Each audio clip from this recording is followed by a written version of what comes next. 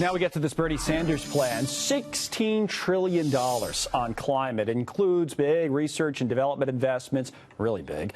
Climate change would be declared as a national emergency as part of the plan. Fracking just banned, fossil fuel imports and exports as well. And it comes as 3 California cities are joining Berkeley, trying to ban natural gas. So is the tide turning against the kind of traditional American energy industry? Phil Flynn joins us on that, and this guy knows a lot about the energy industry. First, on the Bernie Sanders thing, Phil, I mean, the idea is basically to put guys that have worked in the business you've been involved with and covered for years, just kind of put them out of business, right? It really is. In fact, right now, the amount of jobs they're claiming they're going to create, 20 million jobs, would be almost 3 times the amount of jobs that we have in the energy industry today. The problem is that tells me that the proposal isn't going to be very efficient. It means it's probably going to cost 3 times as much to actually come into fruition.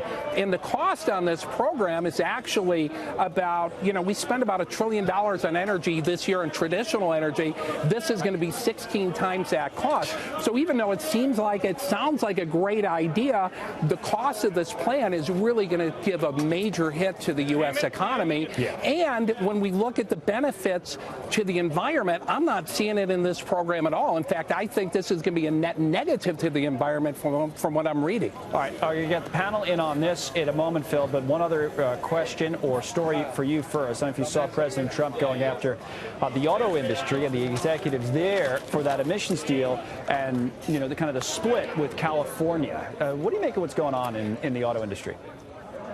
I think Donald Trump was trying to help the energy industry and basically saying, hey, some of the rules that the Obama administration put in place are not realistic. It's not going to have a major impact on the environment. So why are we allowing our industry to shoot ourselves in the foot? And I think that was what President Trump was doing. Then he felt blindsided by these 4 or 5 car companies that made a deal with California to supposedly get 50-mile-an-hour cars, by 2020, I think it was. But if you look at the actual deal that California signed, it wasn't mandated by law. It's based on, best efforts basis. So I think the auto companies are just telling California, sure, we'll go ahead and do that. It's not like you enforce your laws now. Why would you enforce a non-enforceable agreement? So I think they just did it to make the governor of California happy.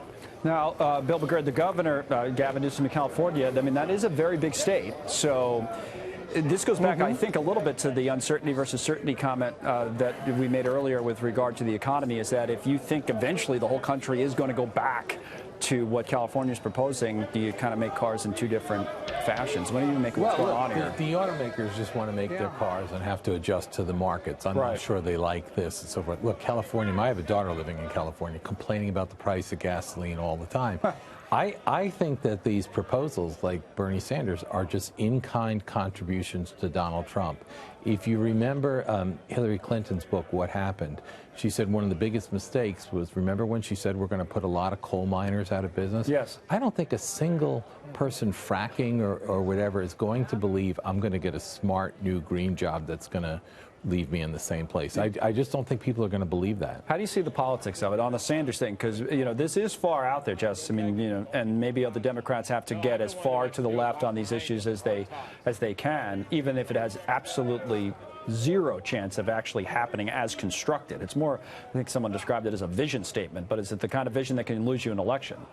Well, for Bernie Sanders, absolutely, but Bernie Sanders is in 2nd or 3rd place, depending on what poll you're looking at, and the person who has the most moderate climate vision, Joe Biden, is the one who's 10, 15 points ahead here. Right, and but if it's an Elizabeth Warren... If it's an Elizabeth Warren, absolutely. I'm happy to see that conversations or the litmus test of the Green New Deal have kind of shifted away and that at least the individual candidates are releasing their own plans. What Bernie Sanders is doing in the timing here, I believe, to be specific, Jay Inslee dropped out of the race last night. He was the climate... That was his issue. And it was his issue. What it did, though, so he didn't catch fire, and I think that proves that we don't have a one-issue voting block here. So the environment is hugely important to Democrats, but healthcare is going to be more important, the economy, immigration.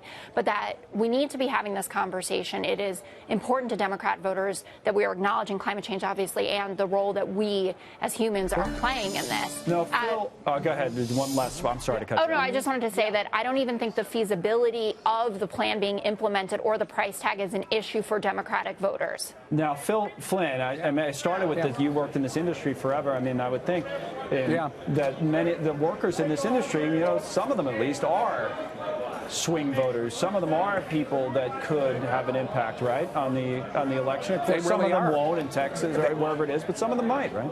Mm-hmm. They do. They have a big impact on voters. And to be honest with you, they're not all happy with Donald Trump right now, the way that they've handled OPEC and a few other things. But I'll tell you this.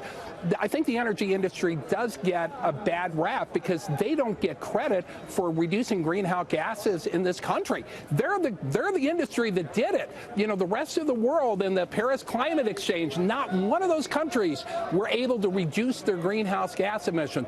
Only the United States because of the natural gas revolution.